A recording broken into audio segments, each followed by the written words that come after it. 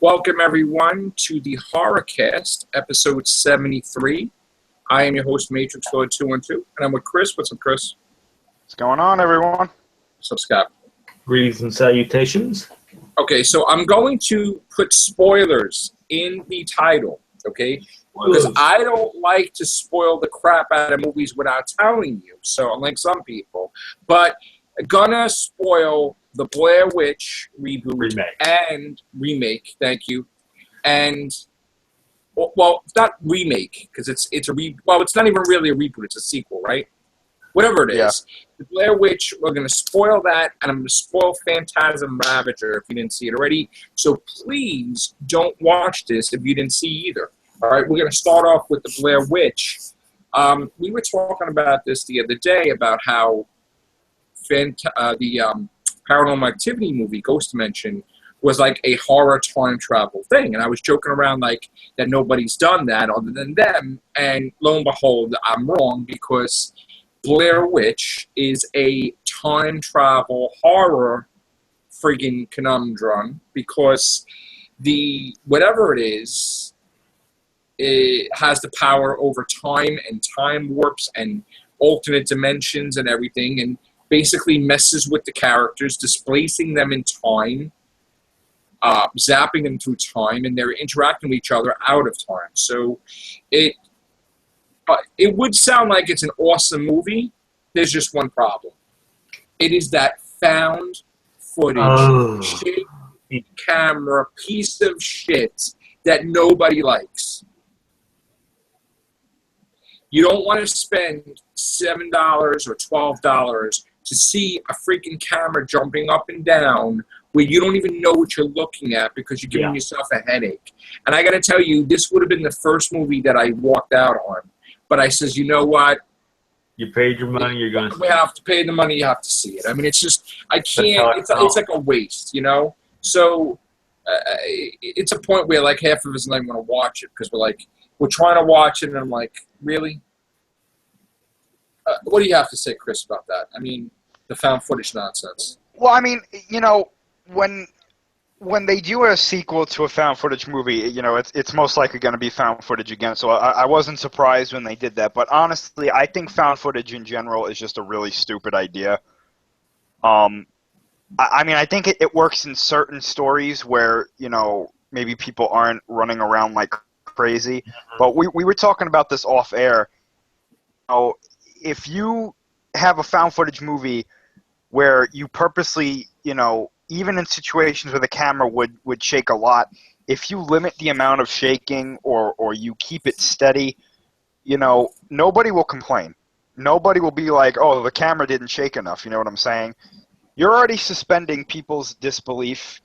I think that maybe that can carry over to maybe the camera not shaking too much. I mean, I know it has to shake in some instances, but you can do certain things in editing to limit that and the way you shoot it and what you're shooting, you could limit that. You know, I can't get into a movie that it's constantly shaking and there's jerky movements and you never get a good look at what they're running from. And people always say, well, that's to make it real. And it's like, yeah, but I'm watching a movie. It's not. Yeah, it's like I'm watching a movie. If it's not a documentary, just don't do that. You know what I'm saying? Just like in Cloverfield. You never get a really good look at the monster until like the end of the movie, and it's like, okay, I understand that. But throughout the rest of the movie, they're like running around, and you know, Cloverfield's not the worst. I think the worst found footage movie I ever saw was Quarantine, where it was just like zombie or like rage virus infectees. But even that, it was like, this is really disorienting, and I think I'd like this movie more if it wasn't found footage. You know? But I think the whole idea, you know, found footage is cheap to make. It's quick, you know. But honestly, it's such a gimmick. It's not even when an element of a movie like that stops becoming an element of the movie and it starts just to become a gimmick. It stops being good. That was the whole point of the very first Blair Witch. It was unique in its own right because, ooh, cool. We have found footage. No one's done that before. But now when it's gotten to the point to where the whole 20%, 40% of the movie is the camera shaking, and like you each said, that it loses its emphasis, it's no good. Because I still remember seeing Marked once. And see, my problem, and it was bad. I'm not even going to go into it. It was bad. But the thing is, the first Blair Witch had a $66,000 budget, correct? Yeah. How they spent $5 million on this movie, I don't understand how that's possible. I mean, unless they spent all the money on the actors, paid a little more money for the actors, but they're not anybody I really know who they are. I mean, it could be the locations and the people scouting the locations. But the sad thing is that as much as I complain about this movie, special effects, because there you go there too. But the sad thing, as much as I complain about this movie, it cost $5 million to make, and it made $35 million. So technically, it's a success, and they would make another one. I mean, can't we just do a Blair? I know it's crazy, but can't we do a Blair Witch that's not found footage? Yeah. Well, they did that. That was the second one, but that was shit. But it was, can't we just do it where they're not drunk? And can't we just do that where they try to do a thing where they're not busy with trying to film everything. They're busy to try to go on a rescue mission. Mm-hmm. So forget about the effing cameras and let's just get the person and get them out. That would make more sense because at least we get to see what the hell we're looking at. And if you want to do the time travel crap, okay. But at least we need a steady camera, no found footage garbage, no more, okay? Let's you know what would be interesting? You know what would be an interesting aspect? What? Why don't... I'm sure they've done this before, but I don't think I've ever seen a movie like this personally. But if you're going to do a movie like this, it could be a horror movie or something. It would work better with horror. But why don't you have a movie where most of it is normal camera, but every now and then they go to a found footage element? That's what. There you go. They did movies like that before. Yeah, like you know when they was throw Gallows the camera like on, that? Was Gallows? I'm trying to remember.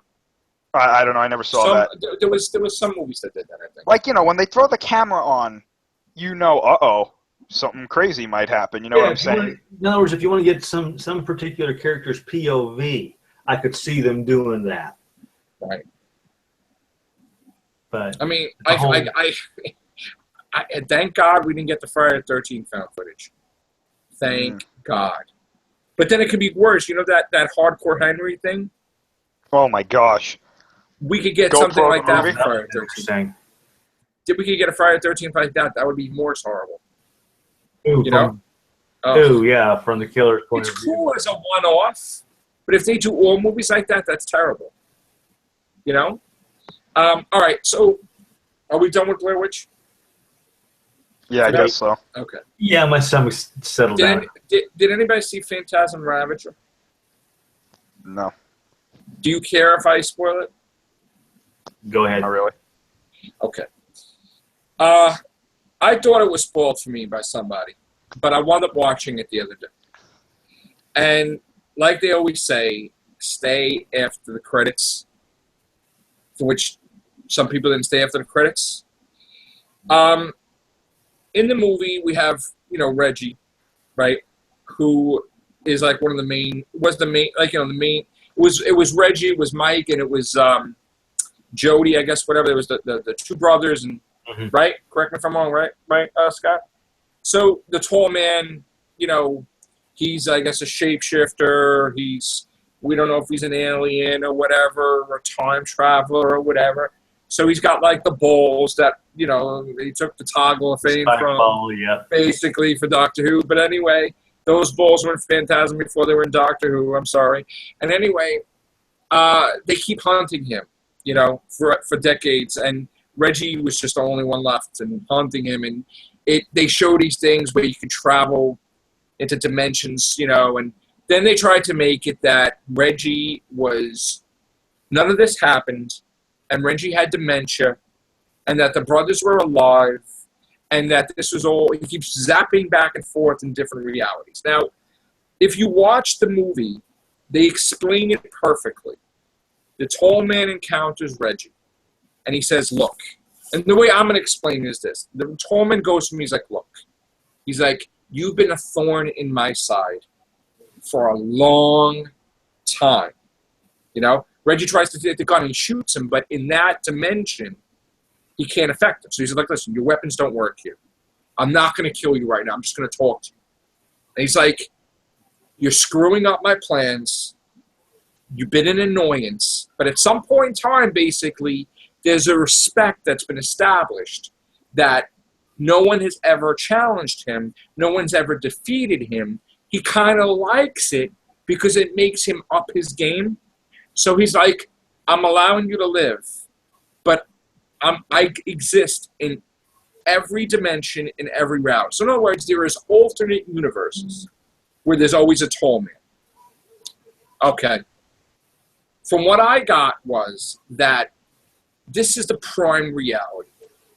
And because of the events in this prime reality, in every reality, Reggie and the two brothers are the same. Because this is the way this is, all the other realities are the same with some differences. That Similar, they pretty much all, like sliders. like in other words, because of this prime reality, every reality slants off on it, but it's basically the same thing. Yeah. All the Reggies and Mikes and Jodies go after the tall man. So this is like a tidal wave ripple that it's causing him and every aspect of him in every reality to be defeated by these people. So being that he has the time travel thing too, it gives him a choice. Look, I will give you your wife. I will give you your kids. All right? And just stay out of my way and don't do anything. And you can live your life the way you want, right? And the guy's like, what about Mike and Joe, whatever, Jody, right? And he's like, you can't have them. And he's like, well, if I can't have them, then I'm not going to do it. So then he's like, listen, I'm going to give you some more time to think about it, but my patience is wearing thin. Okay? So basically, you see a reality where he's suffering from Alzheimer's, you think, or dementia, whatever. But the whole point is that he's really from Phantasm 2, that he's just, his mind is being affected. He's been for decades in this mind thing, and he finally gets freed out of that, But he's not really the person that's dying of dementia, although they keep showing that reality. And he explains to the guy, Mike, he's like, look, this whole man and everything. And what happens is, in that reality, Mike is like, I'm starting to have those dreams too. So that basically throws that reality into doubt that, okay, he's really old and he's dying. So what happens is they do this crazy thing where at the end, and I know you're getting tired, Scott, so I'm going to end this soon. No, I'm good. Okay. They keep flashing back and forth to where Mike and, Jody are, it is Jody, right? Ooh. I think it's Mike and Jody. I don't want to screw up the name. But they're in the reality where the Tallman destroyed everything. They're like warriors, like teaming up to go after the Tallman and his creatures. They destroyed buildings, the sky is red, all this different stuff. So the thing is that he keeps flipping back and forth from that reality to he's an old man, to that reality he's an old man. And I knew that the reality was fake because he's in a wheelchair, and all of a sudden, if the reality was that he was really old, he wouldn't be able to walk without the wheelchair. So he's walking around like a spring chicken, and that doesn't matter to anything, So the big kicker at the end was the fact that in the old age home, he dies, okay?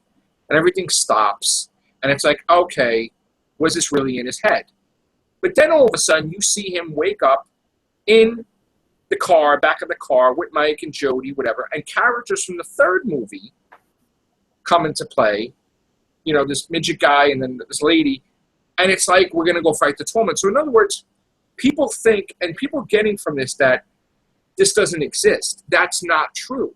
The thing was, oh, and by the way, he does give him, by having that reality, he did give him Mike and gave him Jody, but he said, just stay out of my way. And even then, Reggie refused to believe that, and he said, you there, Scott?